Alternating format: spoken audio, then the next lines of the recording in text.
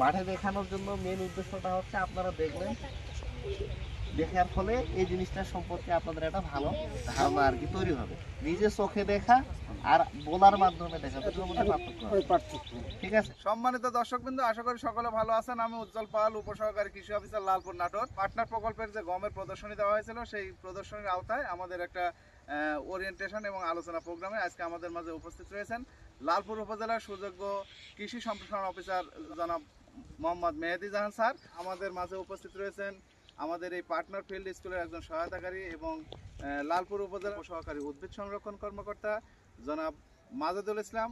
আমার দুইজন সহকর্মী রয়েছেন মনোয়ারুল ইসলাম, উপসহকারী কৃষি অফিসার, এবং আফরোজা, উপসহকারী কৃষি অফিসার। আর রয়েছে এই রামকান্তপুর রাকসা গ্রামের 50 জন কৃষক এবং কিষানী, যারা এই আলোচনা অনুষ্ঠানকে সাফল্যমণ্ডিত করেছে।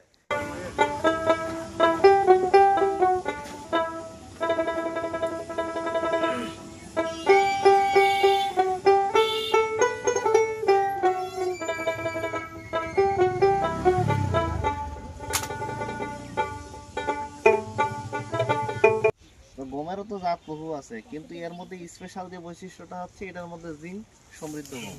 ঠিক আছে, যেটা মানব শরীরের জন্য খুবই একটা গুরুত্বপূর্ণ উপাদান। তো আমরা যেটা দেখতে যাচ্ছি যে এই গমটার ক্ষেত্রে আমরা মানে জানি যে প্রতি বিঘা জমিতে গমের বীজ রেট দরকার হয় 20 কেজি করে। ঠিক আছে, 20 কেজি করে নর্মাল আর কি, সাইন্টিফিক বলা আর কি, কিন্তু বেশি লাগে কৃষকদের। ঠিক আছে, হয়তো 25 থেকে 28 কেজি পর্যন্ত যদি দেয় তাহলে ফলন মোটামুটি ভালো আসে। আরেকটা বিষয় দেখা যাচ্ছে যে এই গমের যে বাল্ব দেখা যাচ্ছে, এটাকে বলে আমরা কেমিক্যাল, এটা কিন্তু হচ্ছে অনেক বড়। ঠিক আছে, অন্যান্য গমের চেয়ে এটার মানে আকার হলো বড় এবং এর দানাগুলাও কিন্তু হচ্ছে মোটা। আপনি অন্যান্য গমের সাথে যদি যা মিলাই দেখেন, দেখবেন যে এই গমের দানাগুলো হচ্ছে মোটা আর কি। যে দানা পুষ্ট বেশি, মোটা বেশি, সেটার তো ফলন নরমালি ওজন বেশি হওয়ার কারণে এটার ফলনটা ভালো হবে। তো আশা করা যায় যে এইটা জমি যেটা রয়েছে এটারও ফলন ভালো হবে। আর জাতের ক্ষেত্রে যেটা বিষয় আপনাদেরকে বললাম যে এটা তো খুবই একটা ভালো জাত হিসেবে আসছে আমাদের কাছে। এখন কৃষকের কাছে যেটা ভালো জাতবে সেটাই করবে।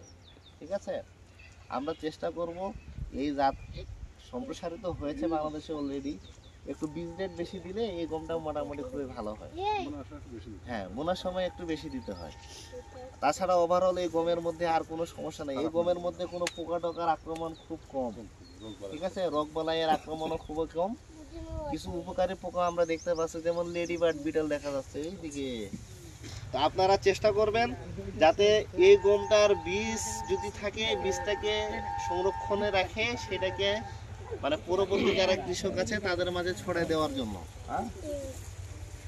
ওইটা বললাম শুধুমাত্র সত্য একটাই যে একটু বেশি বীজ রেট লাগবে, তাহলে কৃষকরা যদি আবাদ করতে চায় মানে বীজ লাভবান হওয়া সম্ভব।